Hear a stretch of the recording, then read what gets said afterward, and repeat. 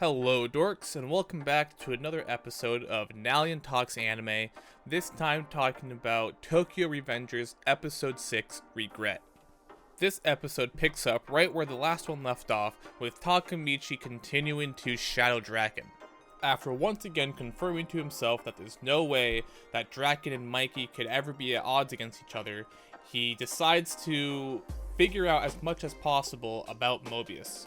Which again, Mobius is the gang that Naoto and Takemichi think might be involved with the death of Draken. We are then taken further back into the past, and for the first time in I think this entire show, we're given a different perspective. This time the time jump takes us back to the past of Draken himself. We get to learn a lot about Draken's past. He doesn't know who his dad is, his mother was a prostitute, and she up and left him when he was only 2 years old, leaving him and his new home to be a brothel.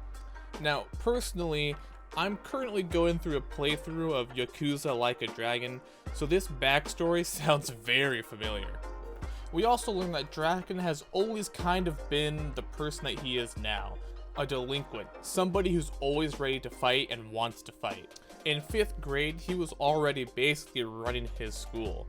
As soon as he would show up to school, he would have a line of other 5th graders there to greet him and to bow as he walks through. 5th grade was also the year that he got his dragon tattoo on his head. I don't know why the guy decided he would do it for him, but he did, and little 5th grade Draken has his tattoo. Now, at the time, Draken's neighborhood was dominated by a gang called the Sameyama Crew. And unfortunately, he had to listen to them because they had literally beat his pants off of him, so he was kind of forced into submission. Around the same time, Mikey had been causing havoc around the neighborhood, so the Sameyama Crew brought Draken in and told him to go find Mikey and bring him to them.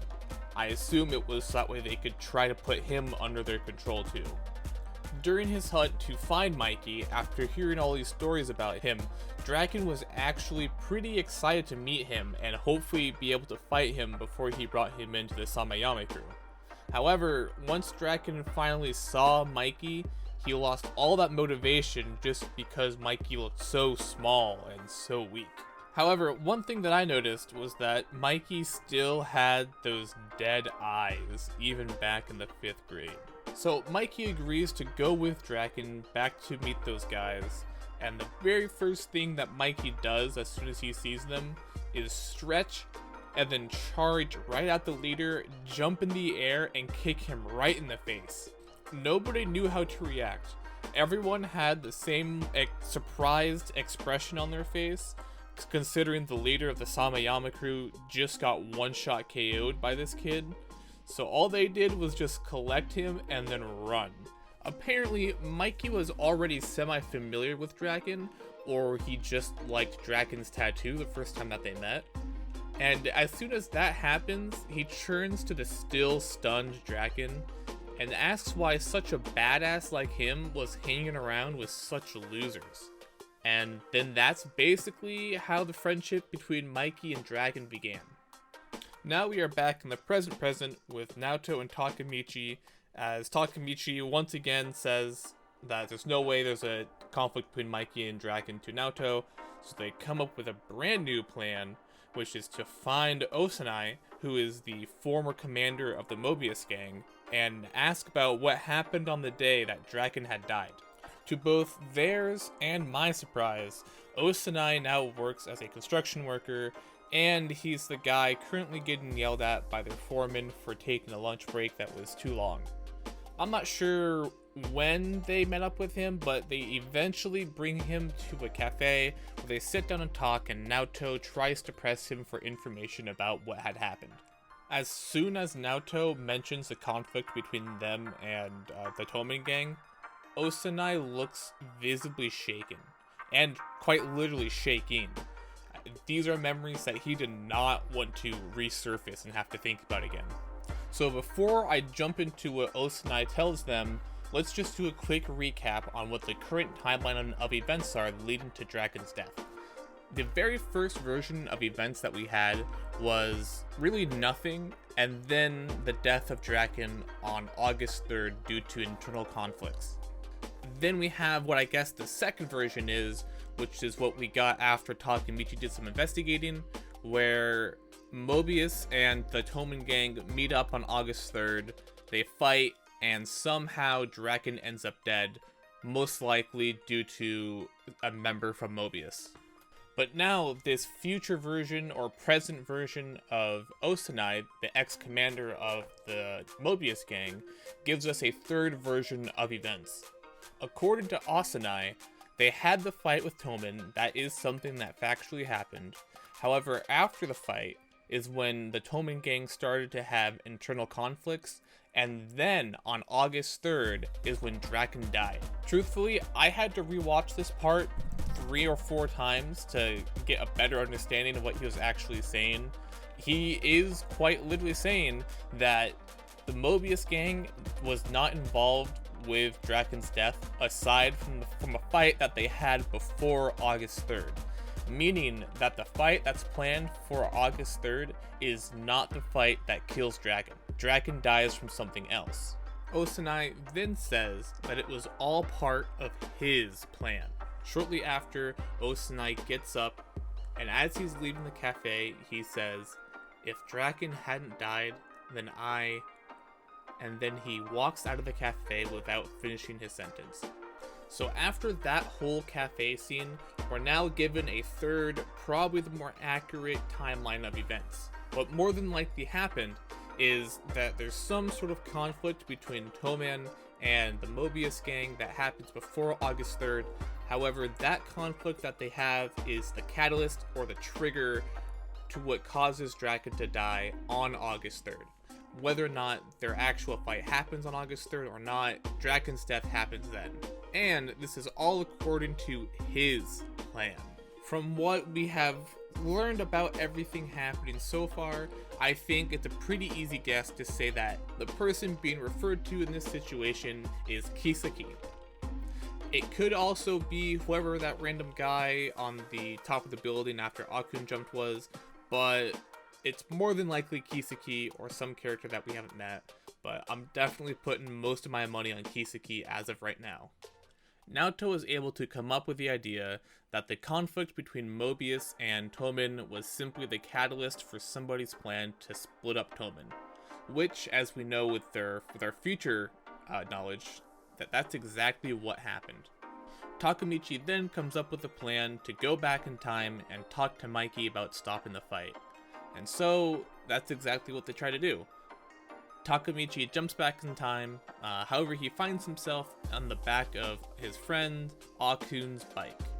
Now this is Takemichi's first time seeing Akun since the present him jumped off the building and committed suicide. So obviously Takemichi is super relieved to see him again. He even spends some time reminiscing and asking Akun about what he wants to do in the future, where we learn that Akun wants to be a hairstylist. And Takemichi asks him to be his very first client and tells Akun how much he believes in him and hopes that he will be able to achieve his dreams. However, Takemichi then remembers why he came back this time with this very specific goal, and he gets off of Akun's bike and starts running towards where he'll know that he will find Mikey. And during his run, he reaffirms to himself everybody he's going to save. He's going to save Draken, he's going to save Akun, he's going to save Hina. Now when he gets to Akun, he seems to be interrupting some sort of meeting between him, Draken, and Pa. And as a quick reminder, Pa is the guy who pushed Takemichi during the big meeting. He's also the guy whose friend got beat up by the Mobius gang, so Pa is really the reason why Toman is about to go fight with the Mobius gang. Now, obviously, they're not too happy that Takemichi is interrupting the meeting, aside from Mikey-kun, who just, greets him normally. After pleading to Mikey to stop the fight, Takemichi says, "I can't tell you why, but I know that somebody is pulling the strings behind this fight." to which Paul responds by grabbing Takemichi by the hair and beating him. After taking that beating, Takemichi once again says that this is a trap, and Paul once again continues to beat him. Mikey responds to this by simply saying that once he's made up his mind, he's not going to change it. The fight is going to happen. Takemichi once again puts his head down in a bow and says that he will not back down. But this time, Draken seems to step in and vouch for him in a way. Draken looks to Mikey and says that maybe they should look into Mobius a bit more. However, Mikey sees that as Draken going against Toman. I would assume this is because Draken is questioning orders given by Mikey, even though he's simply saying that we should look into this a bit more. I think this is doubtful, but I also have the thought that maybe Kisaki's plan is already working some way. Like, maybe Mikey is kind of being manipulated behind the scenes as well. Somebody is sowing seeds of doubt into him and into his belief in Draken in some way. That's why he instantly saw Draken's questioning as him going against the gang. They have a bit of an awkward stare down between Draken and Mikey, but they're then interrupted by the young, in the past, Osanai, who is the current commander of the Mobius gang at this point, and this guy, lives and breathes confidence. He's nothing like the present or future him that we saw earlier. He has his whole hairdo, he talks with his comb pointing at places, he talks trash, and he looks like a gang leader. And given their past, Pa instantly charges at Osanai, only to get one hit punch in the face, knocked out on the ground, and just letting Osanai continue to talk trash about it. Shortly after, the rest of the Mobius gang walk into their little meeting area, and there are a lot of them. It would be an understatement to say that the Toman gang at this point is outmanned or outnumbered. Because as a reminder, the only members of the Toman gang currently there are Mikey, Draken, Pa, Takemichi, and some other guy whose name I forgot. So there's only 5 members of Toman, but 30 members of the Mobius gang there. And then that is where the episode ends, leaving us with some answers to some questions and a really good cliffhanger for the next episode. This episode has been, actually the past couple of episodes have been building up this conflict, and we're about to see probably a little bit of it, if not all of it, right here. I quickly want to go back to what I guess in this context, the future Osanai was talking about how there was a fight, and then internal conflicts, and then the death of Draken. I think it's pretty obvious now that the fight that he was talking about is this one, this cliffhanger one, where they basically invade Toman, and I would assume beat up Draken and Mikey, although I would like to see them win, 5v30. However, from what we were told by Osanai, after this fight is what leads to the internal conflicts, which then lead to the death of Draken. And if this is true, then that means that Takemichi's and Naoto's thoughts and plans are wrong, and Takemichi is gonna have to think on his feet here on how to avoid any further, or I guess the start of the internal conflicts leading to the death of Draken.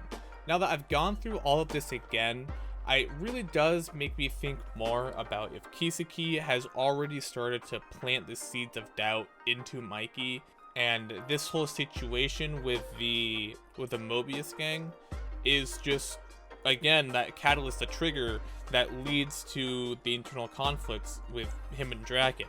Meaning somehow Kisaki has worked his way into Mikey's brain, whether it's him directly or through some sort of proxy, to make him not trust Draken. And this whole incident is going to make it look like Draken is the one who set it up. So with any luck, Takemichi will be able to de-escalate any conflicts that are about to happen between Draken and Mikey, and hopefully save everybody. Save Draken on August 3rd. That's the big one. Hopefully he'll be able to rebuild the trust between Mikey and Draken and start to pin down Kiseki and turn them on Kiseki, since Kiseki seems to be the one who is causing all these issues, if my guesses are correct about it. I realize I just said Kiseki like 6 times in a row, I'm sorry. Well, anyway, dorks, that'll be the end of this episode of Nalion Talks Anime. Again, this is now listened, or you're able to listen to this on Spotify, YouTube, Apple Podcast, I think Google Podcast, I'm not 100% on that. And I've also launched my second channel, Dorks Dungeon Shorts, where I'll be posting shorts either that I come up with or just little bits from streams. So go ahead and subscribe to that channel as well as the main channel, Dorks Dungeon here, and like, comment, subscribe, all that fun stuff. And I'll see you guys in the next one. See ya.